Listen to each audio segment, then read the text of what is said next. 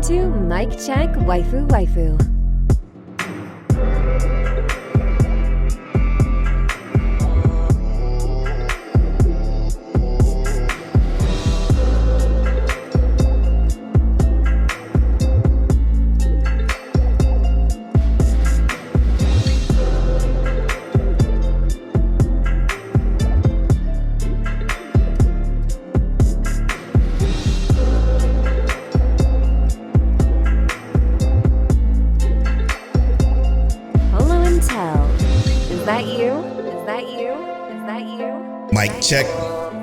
Mic check, waifu, Montel. Is that you?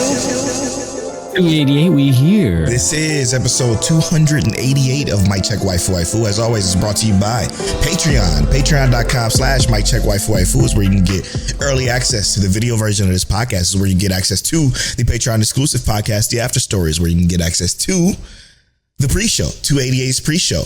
You can watch every pre-show and after story podcast on our Spotify if you have access to that via our Patreon. Thank you so much for supporting us there. Shout out to the Patreon producers, Christian, the archivist, Rob from Dad Needs to Talk podcast, Fear, Glazed Yams, Ked the Pro from Chaotic Culture podcast, Explicitly, All for One Matt, Mazer Altor, Monique Williams, Simi Sensei, Frozen, Rob Stone, and last but certainly not least, our Gotchi Moneyfingers. Mic Check Waifu is the anime podcast that's brought to you every Tuesday at 9:30 a.m. CT to bring you topical seasonal anime conversations. And I'm joined by my co-host, my brother, Telliano. How you feeling? Man, I'm good, bro. Are you doing Brolosaurus Rex? I'm feeling good, man. Feeling good. We got a very juicy episode for the people today. And I'm excited to talk about it. So, few things we're talking about this episode. We're going to pick our mid-season review. So we're going to take the recommendations from the community and we're going to review it this week. So we're all going to pick it together, me and Tel, and then we're all going to watch it together as a community. And then we were going to rate it. Make sure you join our Discord, discord.miccheckwaifu.com, so you have access to our review scale, which is in one of the first text threads in the Discord. You will see it. It's called Mic Check Waifu review scale for your use. And join us on a review of what we're reviewing this week. So we're going to pick that from the community. And then we are going to give our top 5 must watches for the winter of 2025 anime season. We're going to do it in order from 5 being the you should watch it to 1, you definitely got to watch this show, this anime season. So that's how we're going to rank it. I'm excited to do that. But before we do that, Tel, what is your anime episode of the week?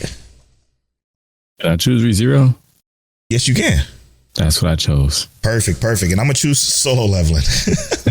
Hey, if you was going to say no to ReZero, I was going to say Solo Leveling, but yes. Our Discord community, which is, you can join the Discord and be a part of this, but we have threads on each episode for the seasons that come out. And this week's episode of the week is actually Sakamoto Days. Not for great reason, but it is Sakamoto Days. Shout out to TK Does Nothing on that. And he posted a funny gift that I was just dying at. But yeah, make sure you join the Discord to be a part of those conversations. They're pretty damn good. Man, we kind of went crazy on that. We're gonna have that Sakamoto Days conversation again one day, but this week isn't the week. All right, Tel. So as you know, we got some recommendations for the shows that we are going to be reviewing for our mid-season review. And every season, for the new listeners, every season we do this. Around 6 episodes, around when the majority of the anime shows are at their 6 episode mark, because most of them are 12 episodes long. We pick a show. It could be on your list. It could be a show that you watch that you just want to get our thoughts on. And we do our official review, and we have a whole intricate review scale that we're going to talk about next week. But we always do this every season. And we do one at the end of the season for one of the shows this season. So it's a fun little thing we do. We got quite a few from our community. And I'm going to be honest with you, Tel, this is probably my favorite season of recommendations we've gotten. Oh, okay. Yeah. I say that because we're going to start off with Crystal. She says, If Polo hasn't seen this, I'm going to go with this one. It's been on my list for a while, and it just looks wholesome and cute. However, if Polo has seen this, I don't have any other options, and it is Suki Gariri. Suki Gariri. I don't know how to say that. And unfortunately, it is a show that I watched a while ago. I think I even talked about it on this podcast, actually. But it was when I was just going through a bunch of just slice of life stuff one time. And this is one that I definitely watched. Unfortunately, but it is a great slice of life show. If you haven't watched it, I'm super shocked that Crystal hasn't, which is unusual for her to watch something so Crystal-like. I guess is the lack of a better term. It's also kind of beautiful looking. Yeah, it's gorgeous. It's a gorgeous, gorgeous show. Very, very sweet and nice. Okay. And I only see one that I've seen so far on this list. Really? Yeah. And who was that from? It's from All for One Matt. Okay. All for One Matt. Oh. Interesting. So I watched both. I watched this, the one on the left, which is Maoyu. And I watched the one on the right. Oh, okay. I talked about Maoyu on the show. I even think I gave it a rating without it being an official Mic Check Waifu review scaled show, but I gave it a rating when I watched it. I think you remember talking about that one? About the Dragon Lady and the fairy tale, and yeah, I definitely talked about it. It was probably one of my interesting watches. I think, who did I get it from? I can't remember who I got the recommendation from, but I got it from somebody, and I'm shocked that you actually watched the one on the right, though. Yeah, I actually watched this obviously before the podcast ever started. Okay. This is one that I was randomly just scrolling past, and I think I watched it on Crunchyroll. It was years and years ago. I was living in North Carolina, I think, at the time when I watched this one. This is one of the ones I saw that would look the most interesting to me. So that's interesting. Now I will say I don't remember a lot about it, but I know it was a lot of strategy involved. But this is one that I definitely watched already. Okay. So to avoid that, what about the ones we got from TK? Yeah, I watched neither one of these. Yeah, I know for sure I haven't seen either one of these. All right, the first one he recommended was something called Rokka. Rokka Braves of the Six Flowers. I'm gonna read the synopsis. I don't have my glasses anywhere close, so forgive me. But when the Majin awoke from the depths of darkness, the deity of fate chose 6 heroes and bequeathed them with the power to save the world. Adelet, a boy who proclaims himself the strongest on earth, was selected among the Rokka no Yusha, which is, in parentheses, it says Heroes of the Six Flowers, and he goes to the rendezvous point, but 7 have gathered there. The heroes suspect that someone among the 7 is the enemy, and the initial suspicion falls on Adelet. Interesting. So it's so everybody think he's faking it. He's faking the funk. Interesting stuff. It's 12 episodes. Easy watch. I would play the trailer, but then that means everybody will hear the trailer. I mean, mute it. It kind of looks okay though. Fast time frames. Semi Sensei actually, I got a little 3D in it. Semi Sensei actually watched it. He gave it a 65 out of 100 on his review scale. That's not a scathing review. But the shows that's in this recommendation, Asher Lost in Space, which is, everybody knows how we feel about that. That's one of the first. That is the first show we gave a 10 out of 10 on our review scale. Alderman on the Sky, which we reviewed. Shout out to All for One Matt, because that was one of his recommendations. One mid-season review. Juni Tyson, Zodiac War, The Rising of the Shield Hero. ReZero is in there. Talentless Nana and Hell's Paradise are the recommendations. It's wild because the only one I would say I can confirm is not good on this list is Juni Taisen, which All the Ramen on the Sky I don't think was bad. No, Juni Taisen was the only one on here that was like god awful. I don't think in my opinion, I thought it was terrible. I think you need a certain fan base for that. Yeah. The whoever likes, what is the name of that show where everybody dies and they didn't die in the manga or something like that? Is it the one I always talk about? Yeah, bro. Y'all know what we talking about. Everybody that listens to us knows what we talking about. Either way, Juni Taisen Zodiac Wars is the only one on this list I would say is objectively not great.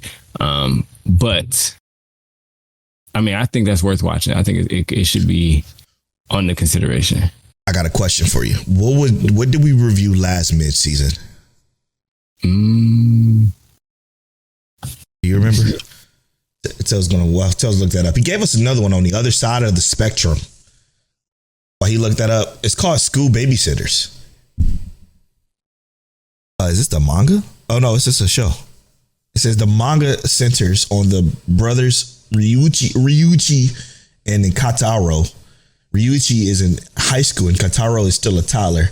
After their parents are killed in a plane crash, the two brothers find themselves living with the chairwoman of the Moriyama Academy, who herself lost her son and daughter-in-law in the same accident. Oh, the chairwoman, however, has one stipulation for the brothers. In order to live with her, Ryuichi has to work at the academy's daycare center as a babysitter. Now, this seems very wholesome and sweet. Yeah. School Babysitters. Okay, so what we reviewed last time was To Me, The One Who Loved You, and To Everyone You Love. The movies. To Everyone You Have Loved Before. Yeah. That's right. Okay, so the reason why I asked that question was because I think we should veer in a little bit more of the action space. Even though, I'm going to be real with you, School Babysitter seems more interesting. I mean, it doesn't seem that the way it was just broken down in that, it actually seems like something that should be on the list regardless. I know, We should just put that in we may review this anyway. I forgot we got that docket. Yes, we do. Okay. Yeah. Let me go to our documents. We got in our email, we got a Google Doc that we keep some of our conversations in, and that is actually the perfect show to add into the eventual category of what we should review anyway. Right. Yeah, I'm at it here. So, with that being said, I think that's all we got. So, we got Mazer Ultra. Mazer Ultra gave us two Bartender Glass of God, which we just watched. So there's no way we could review it. Could that. be the original. Wasn't the original one? Sure, but I'm assuming he meant the new one that we had recently. He said, or I'm a spider, so what? Which is what he recommends every single time we ask this question. Which is a long series, which is harder for us to do in a week. And I already watched it. Until I already watched it. But I do think it's actually a good watch. It's just, I know Polow. Did you even watch it or did you drop it? I think you didn't even watch it. I didn't even touch it. Yeah. That was around that time where that vending machine one came out, and I think it came out before that. Sure. But yeah, I think it was similar to that time frame. Yeah. It was just that particular taste of show that kept dropping. And I've seen, what was the one I got the giant shield, or so I defend I put all my points in the defense one. Yeah. All the lows are virtually the same to me. I kind of need them. I don't know. I don't think I watched that one, but I know that. Yeah, I think that Soma Spider. So what? The thing about that one is it just reincarnated as a slime, but with a spider. It's actually kind of. I wouldn't say it's more harsh, but it's a good watch. I ain't gonna lie. I can't say it's a bad watch. It's a good watch, but I can understand why you wouldn't want to sit down and watch 30 episodes. Yeah, of this one specifically. That's hard to do in the week when we already got a very long list. Eventually, maybe we can get to it. That's like we prep it like 2 weeks, 3 weeks, or something like that. Yep. I'm adding School Babysitters to the list of shows we can shows that was recommended to us that is on the list. We got So I guess that leaves. we got Air Gear from Semi Sensei on that list, which one day I wouldn't mind reviewing, but that's another one that has I think 24 episodes, if I'm not mistaken. Very hard to watch something that long in a week. It's funny that our tastes are, at least before the podcast started, was very different, right? So the fact that I already watched this Lord Marksman and Venatus is hilarious. I haven't watched it dubbed though. And you watched Mayu. Yeah, which I watched during the podcast and talked about it on the podcast, which is a different level of difference for me and you, right? Well, you watched it a long time ago before the podcast, which was longer than 5 years. So in theory, we could still watch that other one because I'm pretty sure you wouldn't remember a damn thing from it, or most of it, probably. Maybe not. I mean, I remember stuff, but there's a lot of stuff I don't recall. Yeah. However, with the Mayu one, I literally just watched maybe last year and talked about it on the podcast, so that's a little bit more fresh. And I on the podcast gave a review score for it, unofficial. Might check review score for it, but it was so good. I think I gave it like a 7.5 or something like that. Spoilers for that episode, but yeah. So I mean, looking at it, since we reviewed something Slice of Life last mid-season, why not do this one that looks a little bit more actiony? Even though I saw the trailer and the CGI didn't look too great. Okay, so. Well, let's do that then. Since we know that I might not necessarily remember Lord Venatus or Lord Marksman and Venatus, how about we put it between those two, Rokka and Lord Marksman? Okay. How do you feel? Which one are you more interested in? Because I know you did say you were interested in Lord Marksman. I was. Can you do me a favor and read me the synopsis? Yeah, I got you. I actually just had it open because I was like, yeah, I did watch this one. Like marked in here and everything. Yes, completed and everything. Wait, I have it set to completed too. Did you? Set in Western Europe during times of war, Eleanor Ellen Vertalia, one of the Venatus of Zekted, leads the battle into Broom. There are, in fact, 7 Venatus, named for having each received a powerful weapon from the dragon to individually reign over 7 territories. The power of the Venatus invokes dread and fear from their enemies. An earl in the service of the country of Brune, a young archer by the name of Tigray, experienced the Venatus power firsthand after being defeated on the battlefield by Ellen. However, Ellen chose to spare his life after witnessing his skills, but in exchange, he is asked to serve her. Wow, this looks... It says I watched it. I have it marked in my watch and my Annie list as watched. But my Annie list... but Endless doesn't show watched if it's also dubbed too. Yeah, I was gonna say, you don't sound like you too sure about this. I'm looking because I'm actually, I pulled up the first episode right now and I'm looking at it. And I did watch this. Okay. It was, I did watch this. I watched this a while ago though. Yeah. Because it was a little etchy. He watched it for the waifus. Yep. All right. I sure did. So, all right. So we know what we watching then. I'm going to come back to that. I think I'm going to rewatch it anyway. It came out near my birthday too in 2014. All right. Well, that says it. Rokka is what we're watching. Hopefully you guys would want to watch that with us and participate in this review. This seems interesting. Rokka. I mean, it seems like one that is see, it's gonna be on Crunchyroll. Very different. Yes, on Crunchyroll, or sites that shall not be named. Let me just double check Crunchyroll to make sure they still got it, because you know how they do. Oh, and it's in subbed and dubbed, so you got that option as well. I definitely didn't watch this one. That I can assure you. Yeah, I ain't never seen this one before. All right.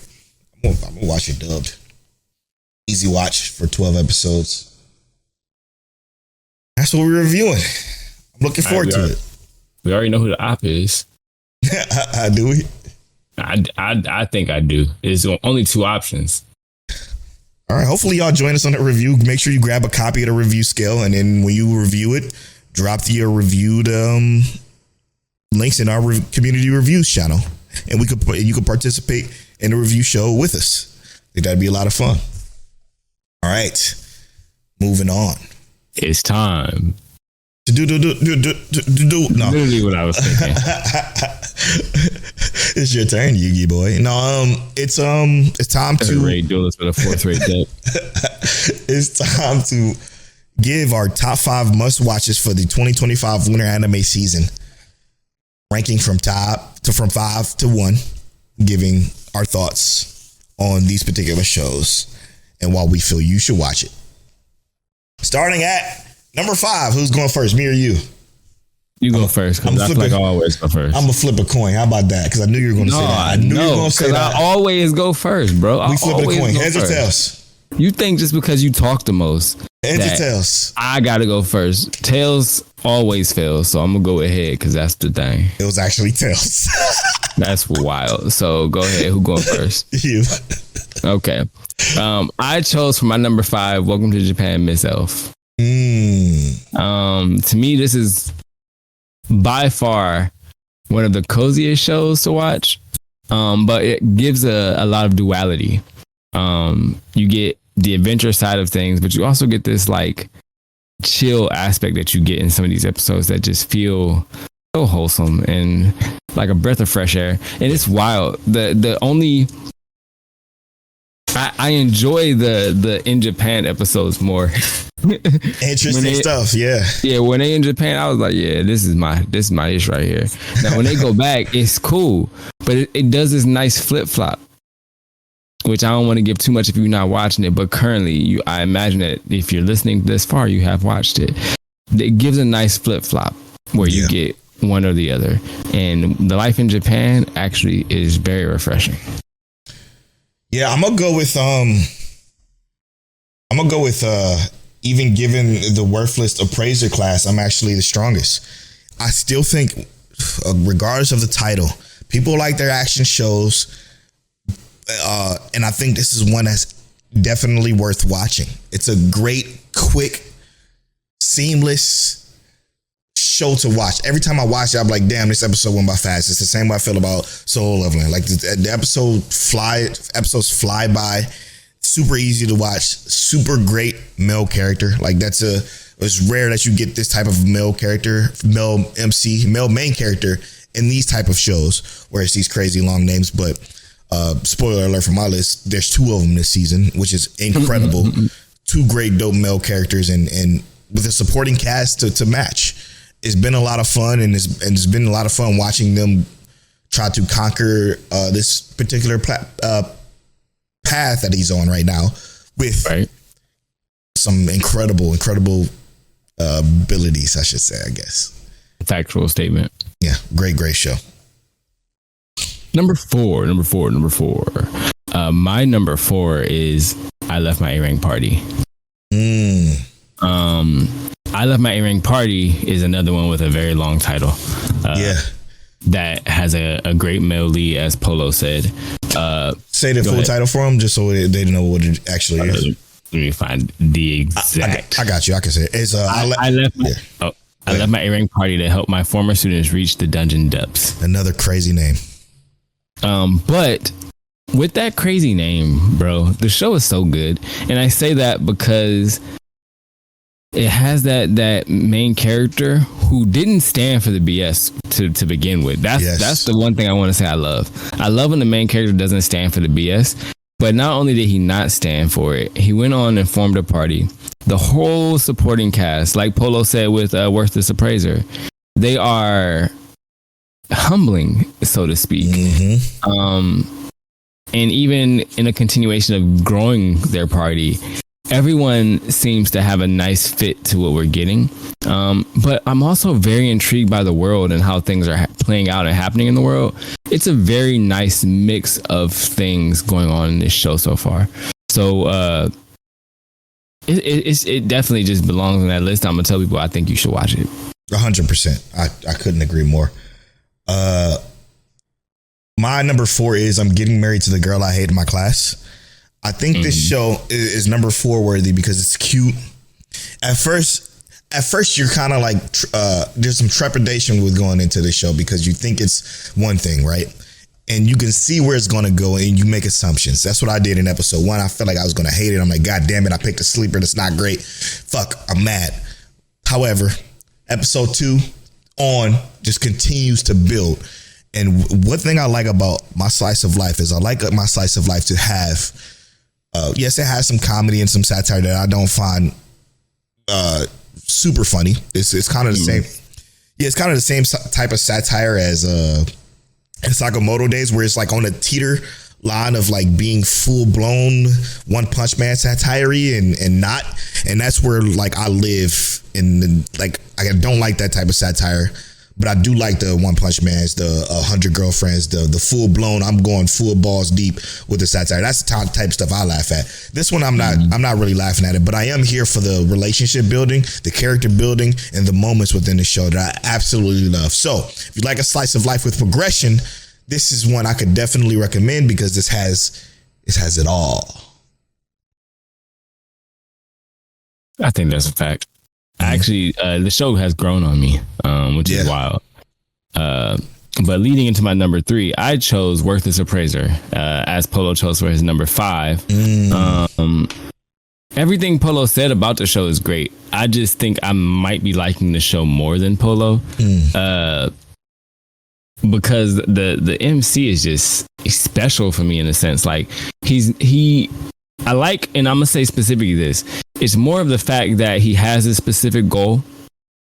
He's sticking to that goal, and it's almost like he's repaying what he's been given in a sense. Normally we get this kind of character who's OP, and they kind of like do this, like they're grateful to who put them in this position.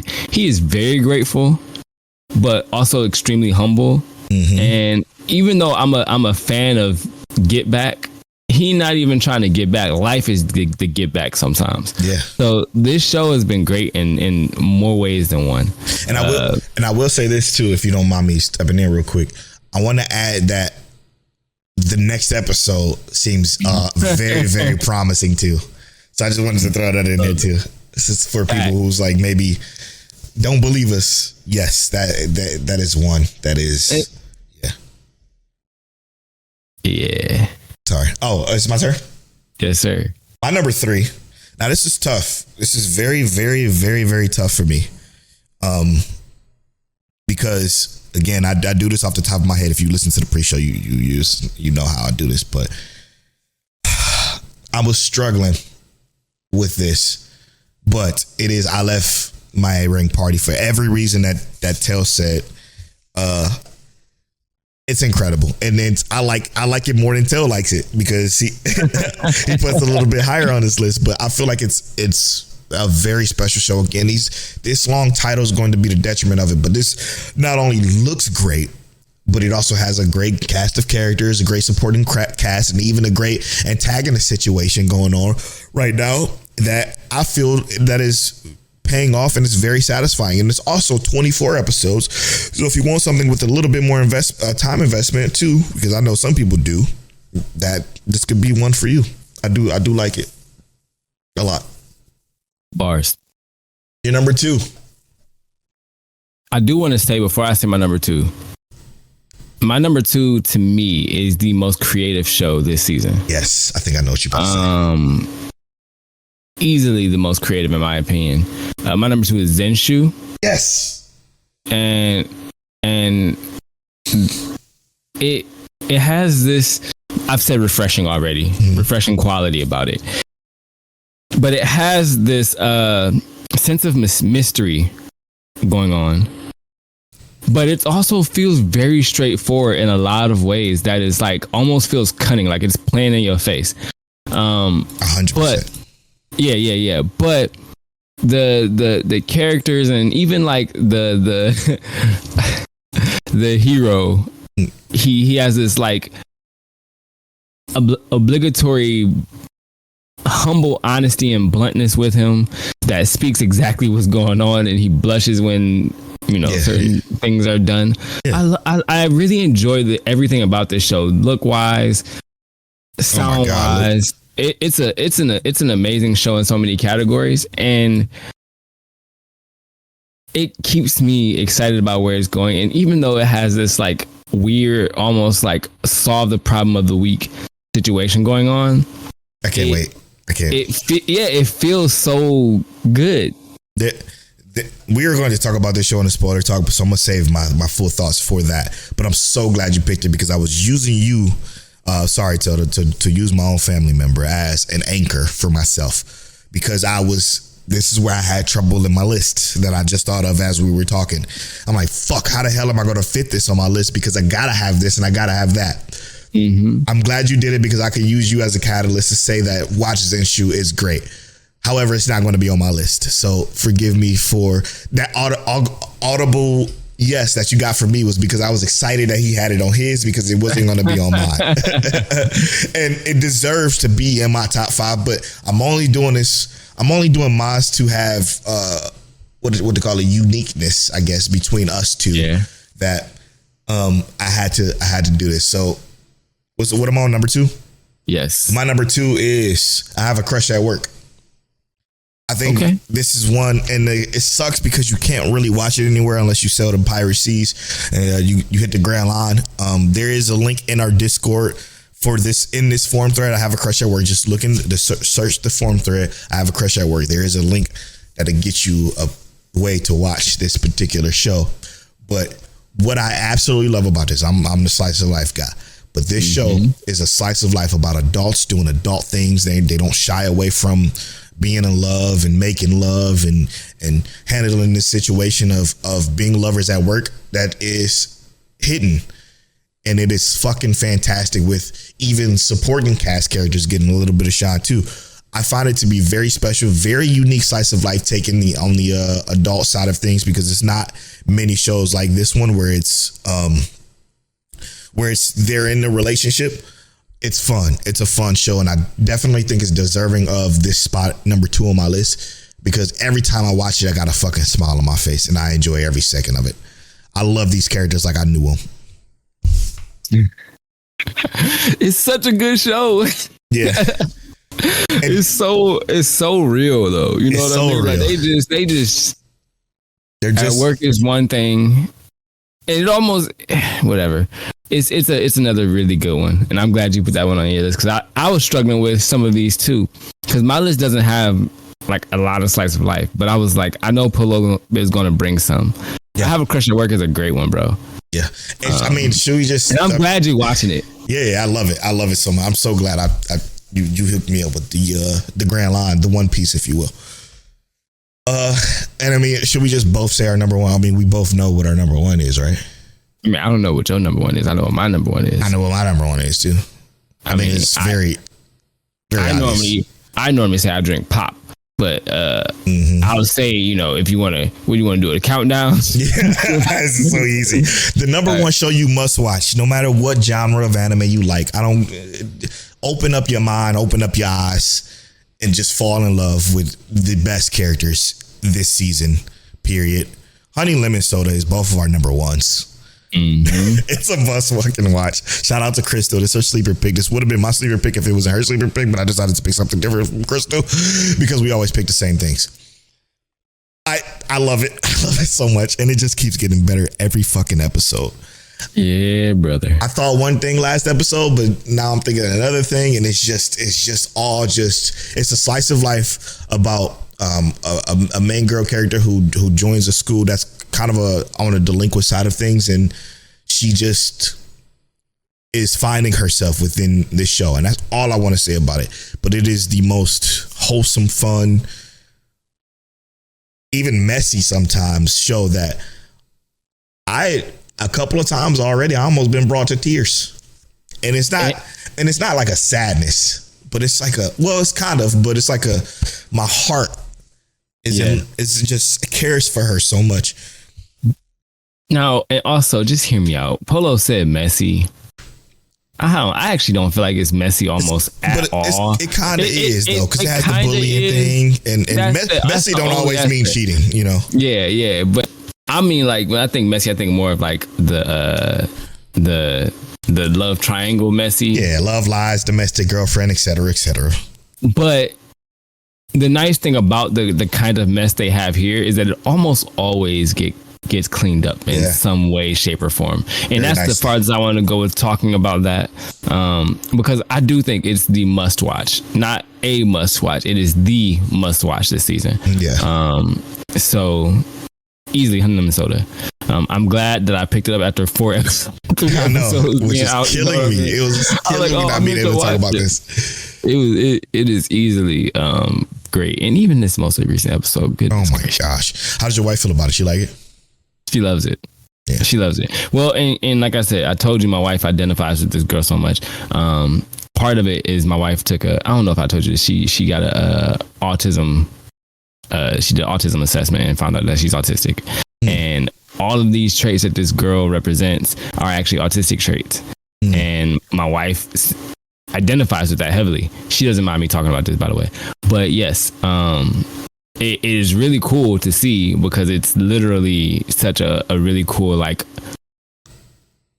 thought into the thought process of this girl and see how she's just fitting into these things. So I do hope that everyone who watches it really sees how ridiculously interesting and cool I actually think this show is. Yeah, it's elevated to the point to me where it's like up there. And when I say up there, I mean up there with like signs of what's it called? Signs of affection. Signs of affection. Like that kind of level of pure quality slice of life. Angel Next Door, Spoils Me Rotten. Like, but the thing is that they're all very different. But I think Signs of Affection to me is one of the best slice of lives we watched. But I do think like this one also has that like it has that quality to it. You know what I mean? Already. Like the sound to it is quality. And I always say this. One of my favorite things about shows is when the silence is the quality. Yeah. And that's one of the things I love. That's why Signs of Affection was so good. And I think this show has a very similar air or quality to it. You know how you feel about that? That's how I feel when it comes to slice of life and inner monologue. When the inner monologue is something you can or realize or understand why that person is thinking the way they are or feeling the way they are, and you feel it, you understand it, you get it, that's a sign of great fucking character writing. My Teen Romantic Comedy Snafu is the perfect example of that. Signs of Affection is a perfect example of that. This as well is another perfect example of that. It's like it's kind of blowing everything out the water for me personally, even though a lot of this stuff is great. And I just want to reiterate, I'm so glad you got Zenshu up. Now, some honorable mentions, if you don't mind, we could throw in a few. Oh, brother. If this was me. just a few shows that, you know, we think people may like or may not, you know, or that we're enjoying, or not even may like, just shows we enjoy on the side. And for me, I'm going to go with, just quickly, I'm going to just go with The Daily Life of a Middle-Aged Online Shopper in Another World. Shout out to my guy Frozen, one of our Patreon producers, who hit me up. He's like, all right, I picked this back up. And it is kind of getting interesting now because he was ready to drop it because he said it wasn't nothing happening. And I loved when it was cozy and simple and clean. Shout out to Otato Karu. But now some shit is happening. It seems like, and shout out to All For One, Matt, for saying this, but it seems like we're about to get some more world building with him doing what he's about to do. So I'm looking forward to it even more. But this is just a show I feel like that's chill to watch, easy to watch, and fun to watch. My personal, you know, nice one. That's your only one? No, I mean, I'm not going to give any more because it's not, I don't think it's. Then the only one I'm going to give as an honorable mention, and it's not. Please say it. I do think it's a must watch, but I don't think everybody's gonna watch it. And I want Polow to watch it, but I know he's not. Flower and Asra. Yeah. The show just, I think, sound quality alone. If you could watch this show with blind and it was dubbed, I imagine it would be amazing. But oddly enough, it is subbed, so you have to read the subtitles. But it just has this very good feeling to it. It has given me chills in multiple different episodes. And that was from the sound design alone. And I feel like you would still get those chills without reading it. So I do think it's a show that, just for auditory value alone, it is ridiculous. So, yeah. Dope, man. All right, let's get to know Mic check waifu before we take this break and spoil the shows we're going to spoil. What are the shows we're going to spoil? We're starting off with ReZero. ReZero is back, baby. So we're going to talk about episode 9 of ReZero season 3. We are going to talk about Zenshu. Zenshu getting that love this season and the spoiler talk episode, because I do got a lot to say about it. Funny enough. And last but certainly not least, we are going to spoil. What was that? Oh, Dr. Stone. Dr. Stone. Yeah, Dr. Stone. So, is it no my check waifu? I think it's my turn to read the questions. Your turn to roll the random number generator. I have rolled the number, and I got the number 42. You want to round up or round down? Just roll again. Okay. 23. 23. 23. What is your favorite anime studio? Man, mine changes so often. Yeah, you know what though? Is there a way for us to look at what studio has produced the most anime we watched and we go off of that? I guess we can go off of our anime wrap. Yep. I got my anime wrapped on my profile on AnyList.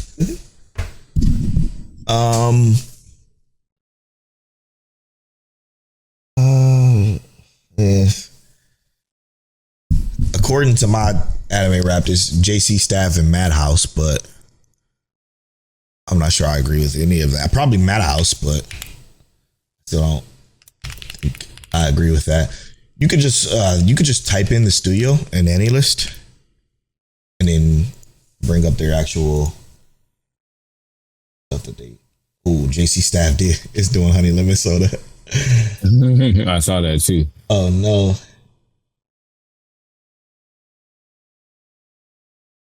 They also did Duke of Death in This Maid. Oh shit. Maybe it is JC Staff. Wait a minute. Is it wrong to pick up Girls in the Dungeon? I'm gonna go with Madhouse. No, yeah. I can't cap. I can't cap. It changes all the time. I say this all the time. It always changes between Madhouse. I'm cheating, by the way. I can't because it's too hard. It always go from Madhouse, A1 Pictures, and Cloverworks. Those are the ones that I always bounce between. So take with that what you will.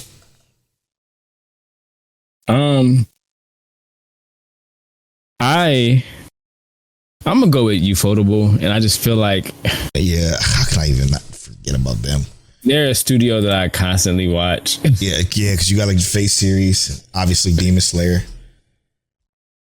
and just the work that they do, especially like, and obviously I even watch their movies. Like I always think about like the Heaven's Fields movies and just the Fate movies in general. They literally have some of the best sound design. Like period. Yeah. So it's crazy to think about how overall just across the board their quality is immaculate. So and if you're gonna pick one, I'll just pick one then and say A1 Pictures for sure. For me, for the same reasons you choose. A1 Pictures, same thing. Crazy. Yeah. Sound design, art style, animation work is just, and I know people, the theoretical camera work that they do. You understand what I mean when I say that. Is all incredible for both A1 and Ufotable. So yeah, there's our favorite studios. God damn it. That's such a hard question. All right, we'll be right back after this.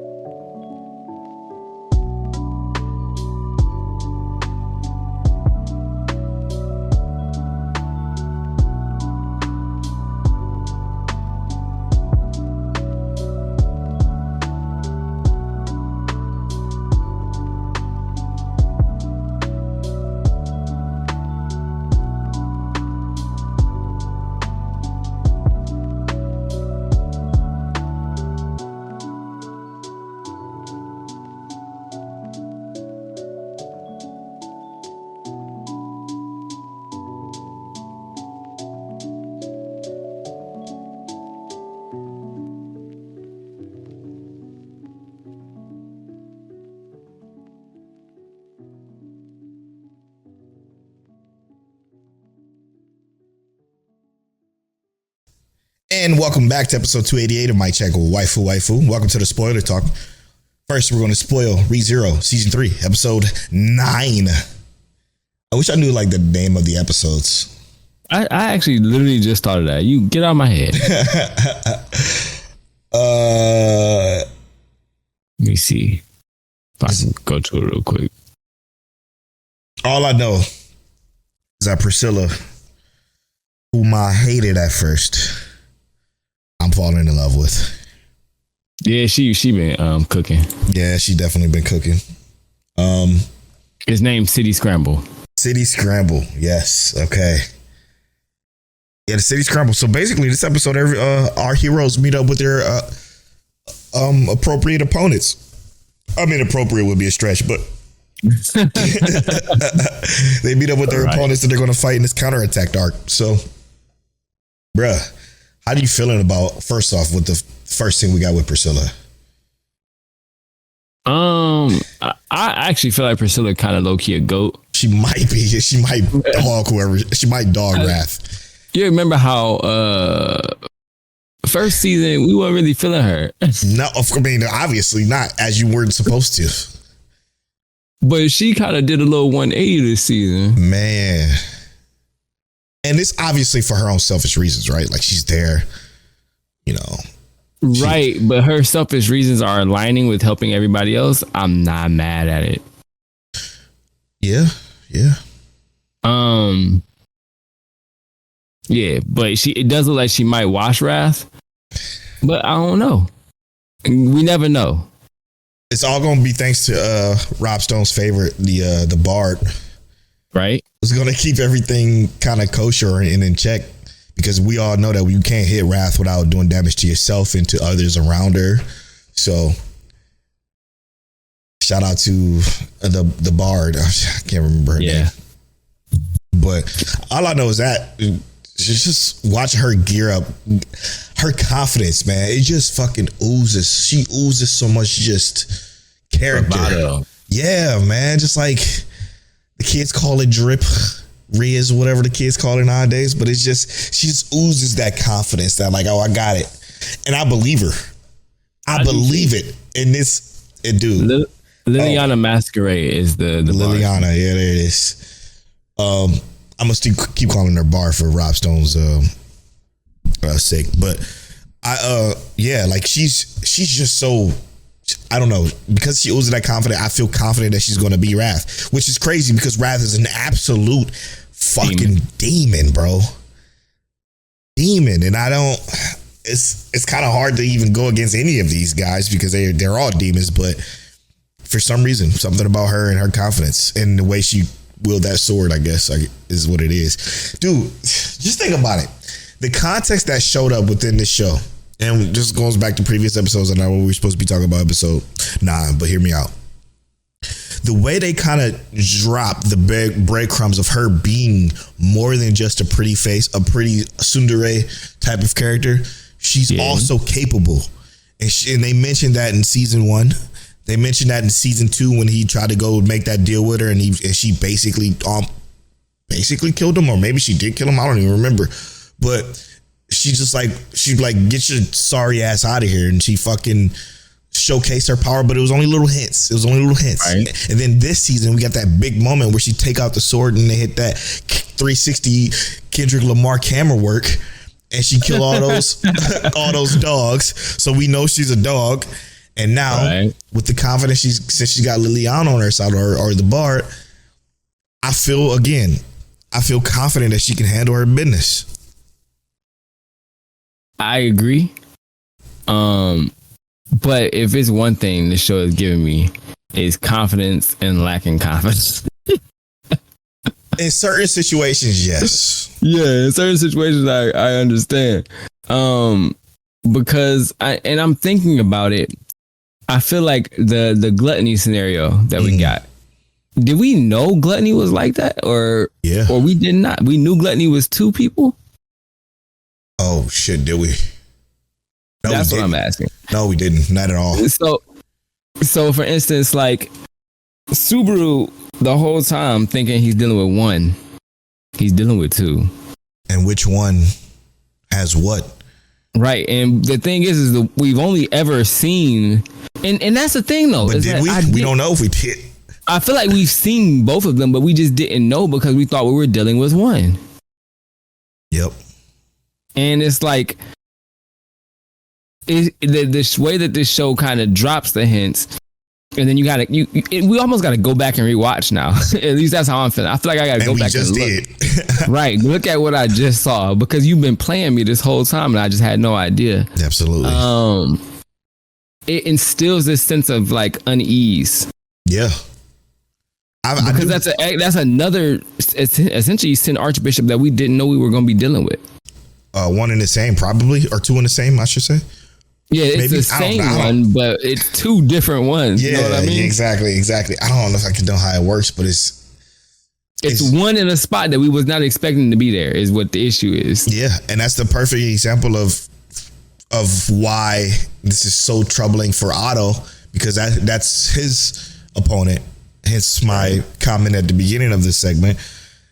That's unfortunate for him because his opponent just happens to be an absolute demon, and it's two of them. Right. Oh my goodness. So, and Otto is also he's proficient.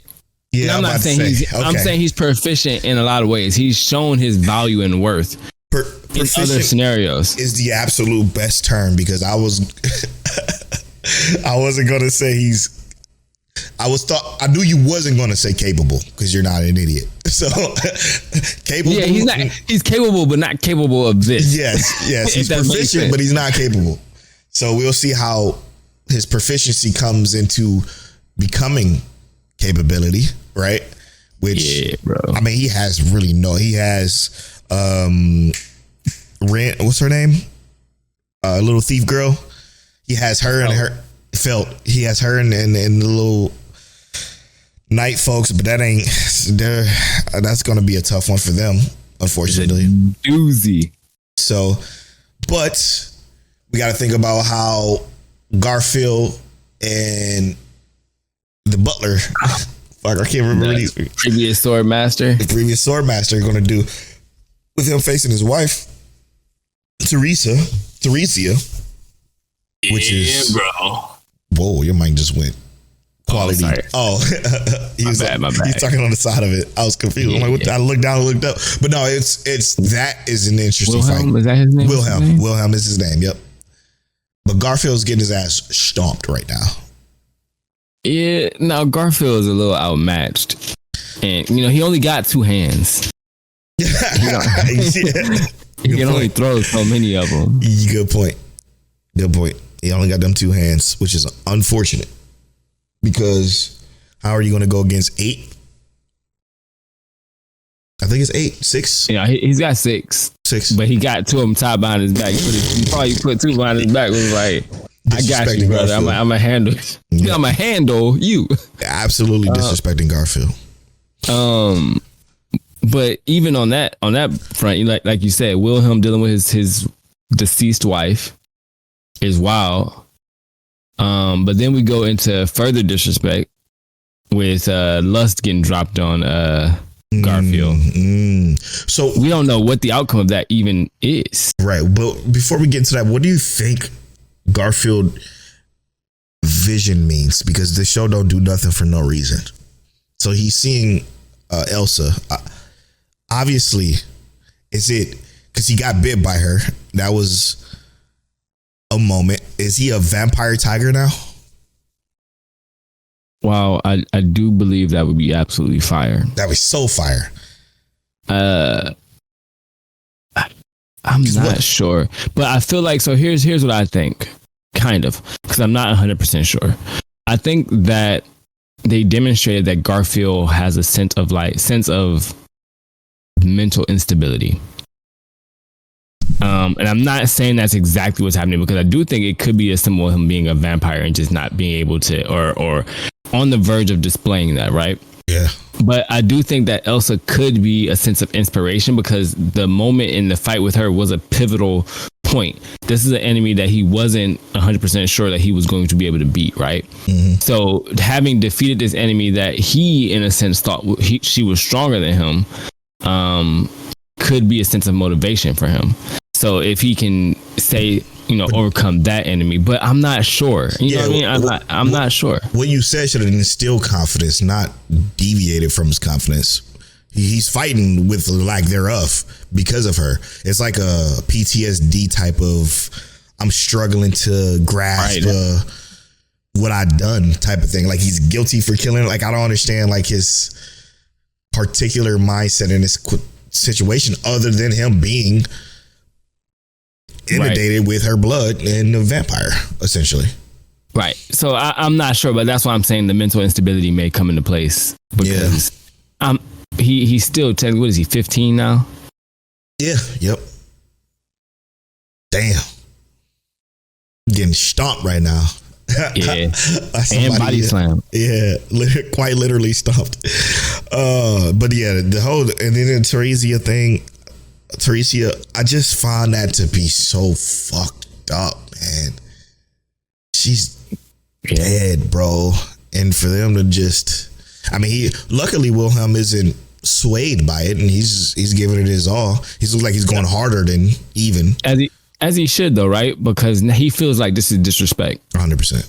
And by any means necessary, you got to go ahead and end that. Yeah. And I feel like he verified. He just had to verify and make sure he saw he knew what he was seeing.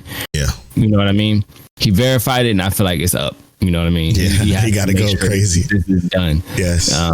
Because I kind of feel like that's the same thing I would do. Like, you know what I mean? Like, nah, brother, not mine. Yeah, and it's her younger self too, so it's not even like she had the ability or chance to age up. So he really got to give it his all and get that out of here. But I mean, what's the repercussions of lust falling on him? Is he? No, I feel like we kind of saw a bit of that at the end, or was that not what we were seeing? What do you mean? You remember the end of the episode?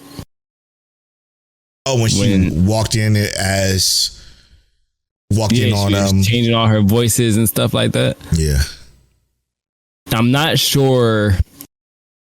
I'm not sure exactly what the outcome is. I guess the question is, does Subaru gotta die? I kind of feel like he does have to. Sure. I feel like he does have to, but we also, because he's gonna have to figure out what's going on with what's his name, Greed, right? Or not Greed. What's his name? Yeah, Roman Conti. Yeah, that's Greed. You're not Roman Conti. The Greed dude. He has to figure out what's going on with him.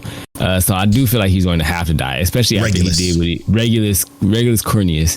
After what he did, after Mr. Corny did his thing to the ultimate, the current sword master. Oh, Reinhardt. Yeah, after he did what he did to Reinhardt. Because first of all, right, I was like, ain't no way he just put Reinhardt down. No, he got his ass right back up. I knew, right? I knew in my head, I'm like, ain't no way. Dude, but the way they did it was so disrespectful. Y'all don't understand. And we don't fully understand because we don't read or anything like that.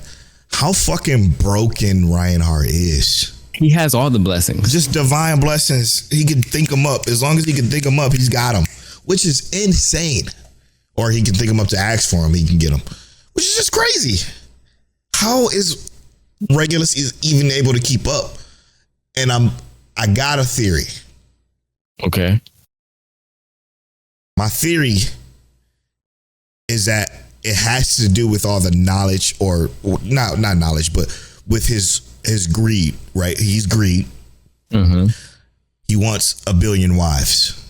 Right. What if when Reinhardt do real damage to Regulus, the wives go down? That's what I was thinking.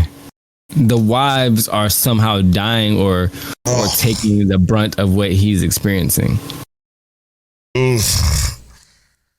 Imagine getting your ass beat by Reinhardt and you just sitting there, not even fighting nobody, and you getting your ass beat. But I feel like there also has to be like a stipulation, so to speak, right? Because maybe he has to officially make them his wife for them to be dealt with, right? So he has to go through the ceremony, or else they can't have that. Okay, yeah, that's the rule. A rule. But we didn't see anyone like particularly like dying in this battle from what was happening. And maybe it's just because they haven't shifted focus to it yet. You know what I mean? It's not something they specifically focused on. But it almost feels like maybe the other wives would know. How about this? What if they have to die for him to take damage? That's what I was thinking. Instead of him getting damaged and going to them, they have to get up out of there. Because when you said they have to follow the ceremony, so that means they commit themselves to Regulus. That would mean the only way to damage Regulus is to damage them. Right. Ugh, that's disgusting. That would be heartbreaking, but I could see ReZero doing that in a sense. You can't win. How do you win? Well, there's always rules. They can win. How though? Oh, well, I guess they can't. Technically, they can if they kill the fucking wives. Right, body bag everybody. With that theory, essentially. Because but again, that's something that nobody is going to do. Yeah. Minnie is not going to do it. Subaru's not going to do it. Reinhardt's not going to do it. Yeah, that's why when you said we ain't see anybody take any particular damage, my thought was like, damn, we're damaging the wrong thing. It got to be the wives, which is unfortunate. Okay. Because let's imagine, right? They say, well, let's say he had a wife when he got his second wife, right? And somebody... Go ahead. Sorry. Go ahead. I got it. I'm saying you spitting. Let's say he had a wife. He went and took his second wife, and they were like trying to fight him back, and they're like beating him up, and his wife is just sitting there, and he's getting beat up, and he's like, "Look, man, you can't hurt me." So he instills this sense of like he's invulnerable in his wives. It could be the fact that his wives see that he's invulnerable. It could be like you got to shift their actual belief in him being invulnerable. That could be it too. That's a great point. But I was holding my head because I got to keep this thought there. What if, because I just thought about, you remember when Pandora slit his ass up? Obviously, she's a cheat code because she could bend the rules of any fucking article of anything because she basically created them, essentially, blah, blah, blah. But what if it's a distance thing? He didn't have his wife near him at the time that Pandora slit his ass up and then remade him back at his home with his wives. But his wives wasn't near him at that time. His wives are near him now. What if it's a distance thing, a vicinity type of radio thing? So I can see that. I can definitely see that. The only reason I would disagree with that is because it would make him useless in what they need him for and other things. How? Because, for instance, and I don't know, we also don't know the radius, because it could be like, let's say they're within a city and that's fine. That's what I'm thinking. Because they're all in the city right now. Why would he bring his wives to the city if that wasn't essentially the reasoning behind that? Right? Because that could just be his castle he lived in that's near that city. It could just be perfect spacing. No, they all came there. They all came there. Then, his wives are his resource then, for sure. That's what it's 100% that. It would have to be, right? Because you would have to assume they know they're about to get into a fight, right? Because you're doing this to this entire fucking city. You got to know it's going to be some rebellion or some fighting going on. So that would be the only reason why you would bring your wives there. Yeah, that's probably actually, that's a bar. That's good. He has a whole nother area in which he kept them before when we seen him last time, or when he was talking about it. Oh man, I don't know. But it could be like you said too. It could be shifting their belief. Which, if that's the case, then you wouldn't bring your wives there too. Right? Like, you could though, because if you have an overwhelming number of people saying, I believe he's invulnerable, and then he goes and takes a new wife and makes her see how invulnerable, how all these women believe he's invulnerable. And you kind of, in a sense, show, because their belief in him is that he's invulnerable. You show her that. You take her as a wife, and it's just another person who has seen and witnessed that you're invulnerable in front of 60, 70 other people that he is invulnerable. He just keeps instilling the fact that they're invulnerable. And then in those 60, 70 people's minds, they just saw him do it again. Yeah. It's like just reinitiating the Stockholm syndrome. You know what I mean? That's a He's great point. invulnerable. It's a fact. Every time I see it, it's a fact. He's invulnerable. That could be like they could be trying to use like a Schrodinger's cat kind of ordeal, right? Where they like, if he doesn't get hurt, then he can't be hurt type of deal. You know what I'm saying? I don't know. Both of these theories could be correct. No fucking clue of how. That's crazy. But you know what? I have a gripe for our favorite show of all time, Tel. What's that? My gripe is that, you know how logical I am with this, and this is my downfall when I'm watching any television or anime or anything. The logical aspect of stuff. Okay. It could all be solved, but they had to nerf Subaru. How did they nerf Subaru? Getting rid of Beatrice. Beatrice knows, she could know this stuff. She would know how to defeat Regulus. She would know the rule, just like she knew the rule with Wrath, or figured out the rule with Wrath. Like she would just know. So to stop that incident from happening, we got to take out Beatrice because she's in a coma from healing too many people. I hate when anime does this. Yeah. They take away the trump card, or they fucking seal away Gojo, or they're gonna make her come back at the last moment. Yeah. That's I don't like that feeling. It's my favorite show of all time. We know how it goes, but fuck, that hurts. It just hurts because we know it could all be soft. It could all be soft. But shout out to Amelia. She was down to fight. She squabbled up. Yeah, I super enjoy her growth from the previous seasons to now where she is. It's been such a fantastic. And didn't you have to be told? She just got active. Yes, exactly. So it wasn't like Subaru was the only one training to get better. She was too. And now you love seeing that growth, because before she felt useless to us. I mean, to most people, I would believe, right? Like, she just felt like she was just a character to be saved, which was the growth of her character. Like, she was tired of just being saved and she wanted to be useful. Right. So I just love this fucking show so much. Same, brother. We had so much in this episode, but it felt like it was done in 5 minutes. It zoomed by. Definitely zoomed by. All the details in the world, though. But that's why this show is what it is. It gives so much with so little. Oh, we got so much left to go too. Thank goodness. 8 more episodes.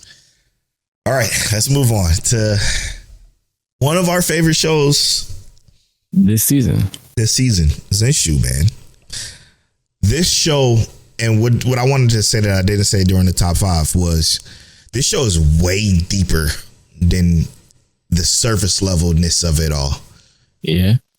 And what I mean by that is exactly what I just said, right? Like, it's about her experiencing her issues and working through it herself. And I still feel like this has been my theory since the show started, probably episode 2.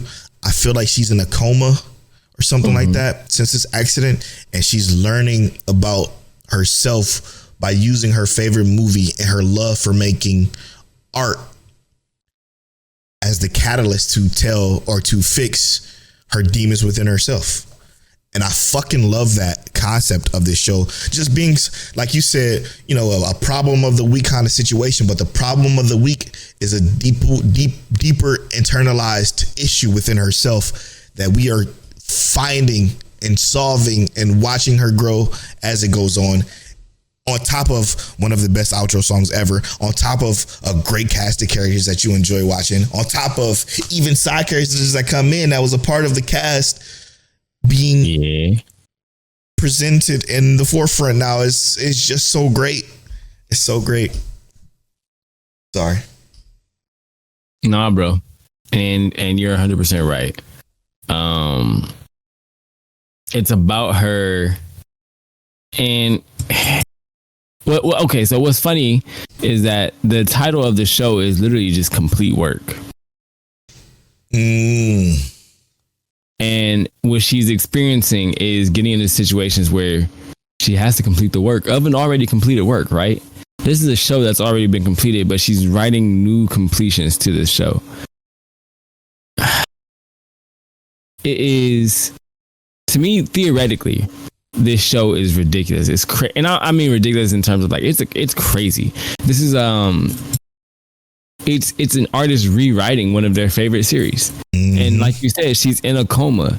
And that's what I think. I don't know that for sure. I mean, we don't know that for sure, but in what you're saying though, it could make a lot of sense for her to be sick, in a coma, knocked out, unconscious, whatever it is. Because it could be just one dream state, but pure what she's exhaustion. Experiencing is literally pure exhaustion. It could be her just fighting through her writer's block, her creative block. And her selfishness and her greediness and her terrible character in the real world. Like she's a terrible person, and with what we see to the people around her, to the point where it's causing issues for the production. And is she really terrible, or is she just not relying on others? Because it's not like she's going out her way to hurt others. She just thinks that she's better than them, so she does it all herself. No, you're terrible. You're egotistical. You're narcissistic. She's terrible. She's like, do this. Show me this. You can't do it. I'll do it myself. Like, it's just terrible. Yeah. Like, and it's an awful way to treat people. It's just a bad way of treating people. But now again, utilizing something she loves to point out her flaw. And you know what? It shows a lot. You're right, because there was that one episode where she got overconfident. Yep. She was too cocky. The previous episode. Last episode. She got overconfident, and it didn't work out the way that she thought it was going to work out. She got herself hurt. Show. You need to chill, ma'am. And then the hero, what's the hero name? Luke Braveheart. Luke Braveheart tells her, like, listen, you could have been killed. And that, for one, his character is awesome too. Just him unabashedly falling in love with her and not realizing it himself is he just real. Yeah, he's just real. Like, you could have been killed. And she sees that and she's like, okay, I get it. And then Mel come in with the realness, telling her, like, look, we can do this together. And then she coming to understanding. I love it. He ain't got Justice in his character list. Oh, yeah. Justice, because he's a new supporting character from just last episode, probably. Yeah, I guess. I was going to say, he came in clutch this most recent episode. Which was, it got me emotional watching him try so hard to fly. Not emotional, like, not crying or thug tear, but like emotionally invested. Because you're seeing someone do something that they normally would be able to do. It's like watching somebody walk for the first time after they absolutely being able to walk. You know what I mean? Like the feeling you get when you watch videos of veterans coming home and seeing their family members and surprising them. That kind of feeling. It's like, it's just so emotional, but not sad. You know? Yeah. Great, man. Great show. Mel. Love her character, shit, bro. She enjoyable character. Yeah, she changed quickly though. Yeah, but I mean, I guess she really didn't, because her reasoning is still the same reasoning behind everything. She just don't want to lose her friends, and if she lose her friends, we all gonna go down together type shit, which is still baffling to me. But I get it when you live thousands and thousands of years, but. Great, man. I'd love this dubbed. You watching it dubbed? Yes, I am watching it dubbed. This dubbed is fantastic, man. It's so good. Yeah. Actually, this was the first episode I watched dubbed. Oh, really? Yeah, because I didn't realize it was dubbed. Oh my God. And because we talked about it in the Discord, but her voice, the main character, Natsuko, her voice actress does such a great job, because she ain't got to match the mouth flaps, that she's just so natural and free with her acting that it just makes her even more likable or dislikable when you're supposed to dislike her. And it's it's a fun watch, man. It's a fun watch. And I can't wait to see her step off that pedestal now after dealing with what she's dealing with. Yeah, I agree. All right, moving on to last, but certainly not least, is the other show we're watching dub now, because thank God it's a lot easier to watch dub this one than it is sub, because earlier at the beginning of this season it was rough. That's a fact, bro. Dr.Stone is so much better dubbed. I ain't gonna lie to you. Yeah, it's just It's something. But yeah, what episode was that? Episode 5, I think we on. Yes, it is. Episode 5. You're right. Episode 5 of the Dr. Stone Science Future arc. Yeah, man. I'm interested now. I'm more interested. But again, I feel like it's a lot of backloading episodes. And what I mean by that is the episodes is full of kind of nonsense at the beginning. A bunch of satire-y, funny art styles and exciting little, oh, why would you do that? Oh, there's a bunch of little just moments. And then the back half of the episode is when it gets real, when they start developing a plan to go after Zeno and when it get interesting and when I start to like it again. But it's like the front half, I'm like, ugh, come on. I'm ready to watch. I'm ready to pull a tail and watch this in 2 times speed. I'm telling you, bro. But or at least just until we get to the back half of the episode. Right. But here's what makes this so enjoyable is the fact that we do have a technically a new dynamic here, right? Yes. A new dimension with the fact that these are adults who are willing to do adult things. You know what I mean? This ain't Tsukasa saying I will do whatever I need to do to get you out of here. These are adults with actual training and capability. With capabilities, you know what I mean? With the already established mindset to do these things. But we have the kids who are more creative, more flexible. So well we're getting this dynamic here where it is set in stone versus flexibility, right? Set in stone versus flexibility.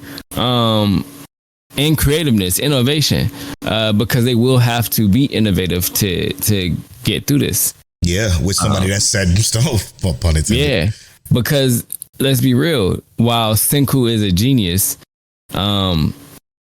genius mixed with experience is always going to beat just genius. Absolutely. You know what I mean? So they have to use their collaborative efforts and minds to get through this. Absolutely. You got to bring freshness to an already still like Zeno is Unk right now, basically. If you want to put it in real life terms, Zeno and his crew is Unk.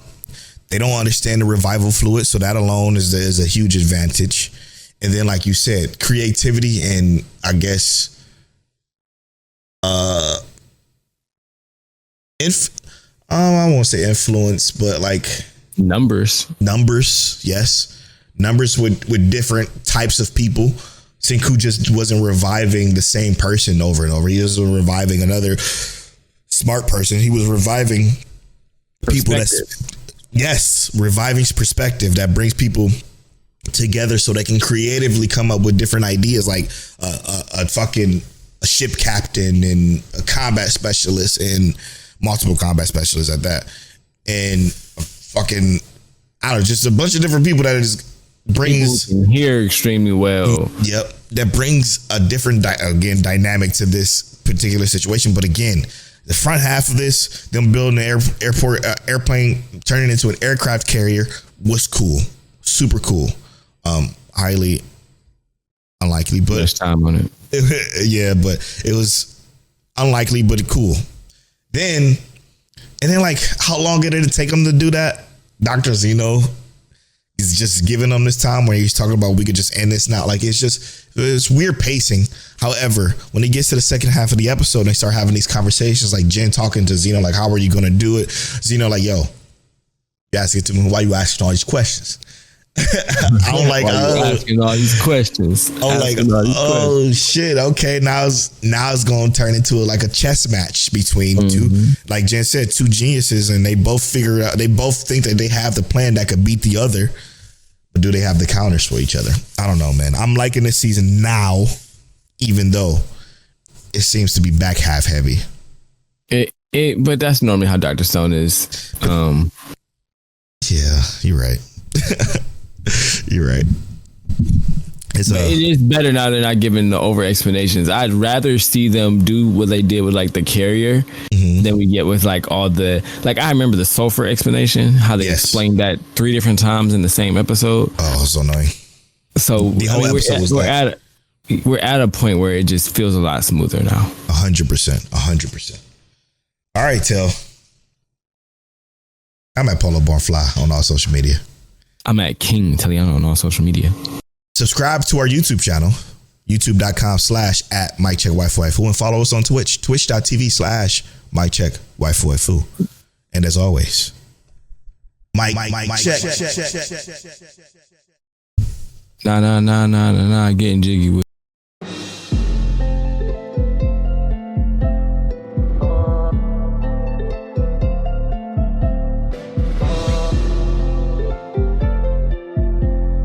You're now tuned into Mic Check Waifu Waifu.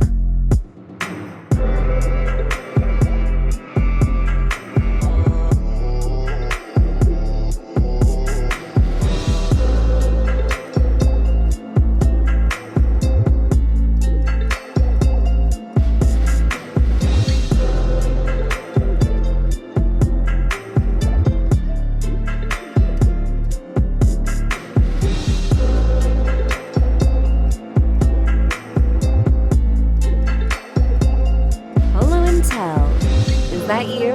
Is that you? Is that you? Is that you? Is that you?